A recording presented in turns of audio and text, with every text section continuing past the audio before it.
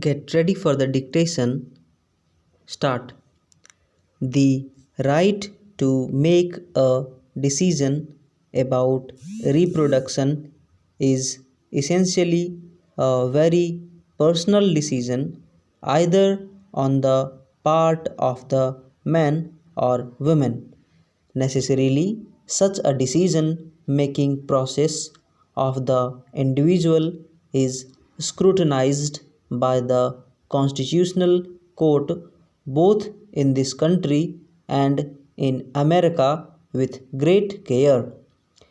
2 decades ahead, Menka's decision in the year 1999, the Supreme Court evolved a new facet of right to privacy in case of State of Maharashtra versus Madhukar Narayan Mardikar by protecting the right to privacy of prostitute. The court held that even a woman of easy virtue is entitled to her privacy and no one can invade her privacy as and when he likes. Further, emanating from the right to privacy of an individual is the tapping of telephone. Telephone tapping constitutes a serious invasion of an individual's right of privacy. The court, in case of People's Union for Civil Liberties versus Union of India, has ruled that the right to hold a telephone conversation in the privacy of one's home or office without interference can certainly be claimed as right to privacy. In Mr. X versus Hospital Z, the Supreme Court has held that although the right to privacy is a fundamental right under Article 21 of the Constitution, but it is not an absolute right and restrictions can be imposed on it for the prevention of crime, disorder, or protection of health or morals or protection of rights and freedom others.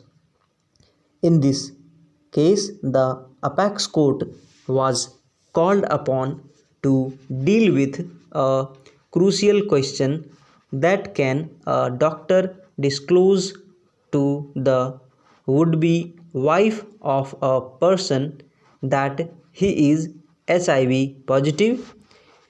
A division bench of the Supreme Court held that by disclosing that the person was suffering from AIDS, the doctors has not violated the right of privacy of the appellant guaranteed by Article 21. The court held that although the right of privacy is a fundamental right under Article 21, but it is not an absolute right and restrictions can be imposed on it.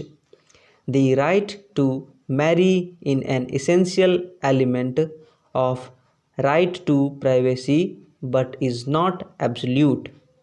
Marriage is the sacred union, legally permissible of two healthy bodies of opposite sexes.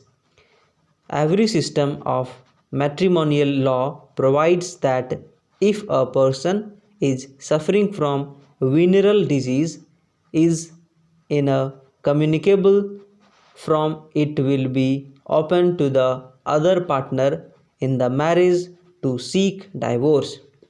If a person is suffering from that disease even prior to the marriage, he has no right to marry so long as he is not fully cured of the disease.